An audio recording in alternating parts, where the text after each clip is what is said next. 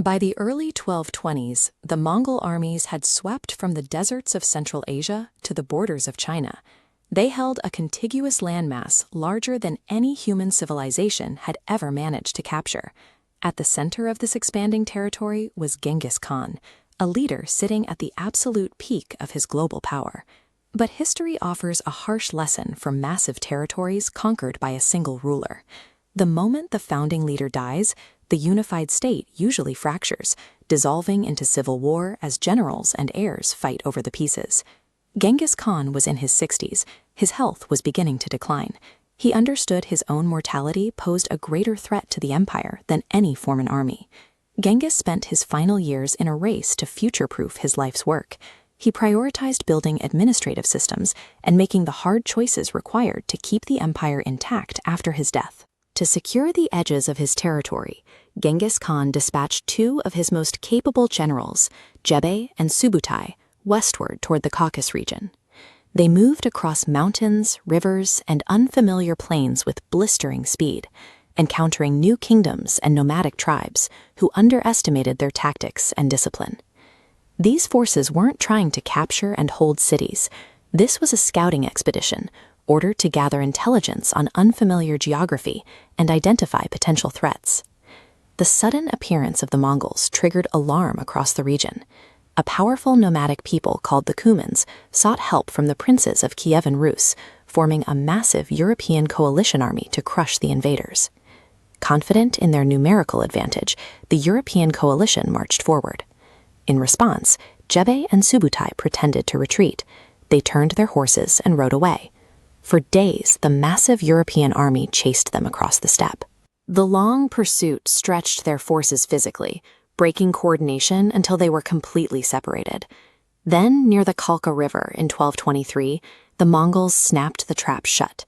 Their cavalry turned, overwhelmed the disorganized coalition, and shattered the fragmented European armies.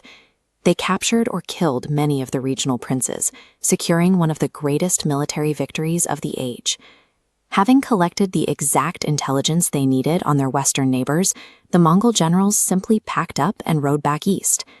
While his generals gathered data in the west, Genghis Khan faced a severe internal problem, managing the sheer physical distance between his conquered lands.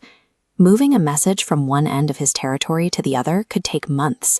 He solved this physical barrier by establishing the Yam network. This was a highly organized system of relay stations, spread at regular intervals across thousands of miles. This image shows a physical token of that administrative authority. Riders carrying credentials like this could swap exhausted horses for fresh ones at every station, allowing authorized messengers to carry crucial information across the continent in days rather than months. These relay stations also provided security for the trade routes. Merchants received protection from the Mongol authorities, meaning goods, technology, and cultural ideas could flow safely across Asia for the first time in generations. By overcoming the vast distances of the Asian continent, Genghis Khan linked isolated, conquered kingdoms into a cohesive, communicative global network. Yet the most dangerous threat to the empire's survival came from inside his own family. Genghis Khan had 4 principal sons, and the tension between them was fierce. His eldest son, Jochi, faced ongoing questions about the legitimacy of his birth, causing deep resentments. Meanwhile, Chagatai was known for his rigid, uncompromising nature, creating a highly volatile dynamic among the heirs. Genghis Khan intentionally bypassed his most aggressive warriors. He selected his 3rd son, Ogedei, as his sole successor. Ogedei was a calm, practical mediator. He possessed the specific diplomatic skills needed to balance his brother's competing egos and keep the leadership structure intact. With his successor chosen, Genghis Khan spent his final months eliminating lingering threats. In 1226, he personally led a brutal campaign against the Western Shah kingdom, crushing its rulers for failing to provide military support. Exterminating betrayers on the borders and installing a diplomat at the center were calculated maneuvers. He was wiping the slate clean so his bloodline would not plunge the empire into a civil war. During the Western Shah campaign, his health rapidly deteriorated. In August 1227, at approximately 65 years old, Genghis Khan died. The exact cause of his death remains uncertain, and his burial is one of history's great mysteries. Tradition dictates that his funeral procession maintained absolute secrecy as they carried his body into the remote steppe.